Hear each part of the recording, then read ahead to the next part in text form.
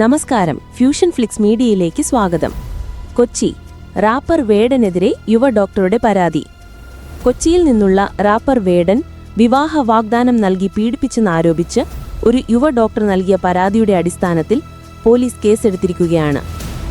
IPC 376, 376-ൽ 2N വകുപ്പുകൾ പ്രകാരമാണ് case register ചെയ്തിരിക്കുന്നത്. ഇതുവരെ മറ്റു വകുപ്പുകളൊന്നും ചുമത്തിയിട്ടില്ലെന്ന് കൊച്ചി സിറ്റി പോലീസ് കമ്മീഷണർ വ്യക്തമാക്കിയിട്ടുണ്ട്.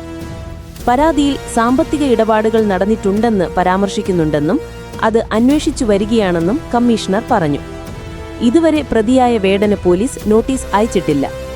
സംഭവവുമായി ബന്ധപ്പെട്ട കൂടുതൽ തെളിവുകളും വസ്തുതകളും പോലീസ് ശേഖരിച്ചു വരികയാണ്. പരാതിക്കാരി യുവ ഡോക്ടർ വിവാഹ വാഗ്ദാനം നൽകി തന്നെ ലൈംഗികമായി പീഡിപ്പിച്ചു എന്നാണ് ആരോപണം. കൂടാതെ സാമ്പത്തിക ഇടപാടുകൾ നടത്തിയിട്ടുണ്ടെന്നും ഇപ്പോൾ തന്നെ വേടൻ ഒഴിവാക്കിയെന്നുമാണ് യുവതിയുടെ ആരോപണം. കേസിനെ ഗൗരവത്തോടെ പരിശോധിച്ചു വരികയാണെന്ന് കമ്മീഷണർ വ്യക്തമാക്കി. നിയമപരമായ നടപടികൾ ക്രമത്തിൽ മുന്നോട്ടു പോകുമെന്നും അദ്ദേഹം വ്യക്തമാക്കി. പോലീസ് അന്വേഷണം പൂർത്തിയാകുന്നതോടെ കൂടുതൽ നടപടികൾ ഉണ്ടാകും. ഈ കേസ് സാമൂഹികവും മാധ്യമ പ്രാധാന്യവും നേടിയിരിക്കുകയാണ് ഇപ്പോൾ. മലയാളത്തിലെ പ്രശസ്ത റാപ്പറായ വേടനെതിരെ ഉയർന്നിരിക്കുന്ന ഈ ഗുരുതരമായ ആരോപണത്തെക്കുറിച്ച് പോലീസ് സൂക്ഷ്മമായി അന്വേഷണം തുടരുകയാണ്. വിവാഹ വാഗ്ദാനം നൽകി പീഡിപ്പിച്ചെന്ന യുവ ഡോക്ടറുടെ പരാതിയിൽ പ്രതികരിച്ച് റാപ്പർ വേടൻ തന്നെ അപകീർത്തിപ്പെടുത്തുക എന്ന ലക്ഷ്യത്തോടെയാണ് പുതിയ പരാതിയെന്നും നിയമപരമായി മുന്നോട്ടു പോകുമെന്നും വേടൻ പ്രതികരിച്ചു. മുൻകൂർ ജാമ്യാപേക്ഷ നൽകും, ഉടൻ ഹൈക്കോടതിയെ സമീപിക്കുമെന്നും വേടൻ പ്രതികരിച്ചു. തന്നെ വേട്ടയാടുകയാണ് ആസൂത്രിത നീക്കത്തിന് തെളിവുണ്ട് എന്നും വേടൻ കൂട്ടിച്ചേർത്തു.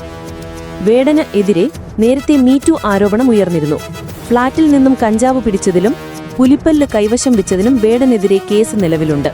കഞ്ചാവ് കേസിൽ ജാമ്യം ലഭിച്ചതിന് പിന്നാലെയായിരുന്നു കഴുത്തിൽ ധരിച്ചിരുന്ന മാലയിലെ പുലിപ്പല്ല് ലോക്കറ്റുമായി ബന്ധപ്പെട്ട് വനം വകുപ്പ് വേടനെതിരെ കേസെടുത്തത്.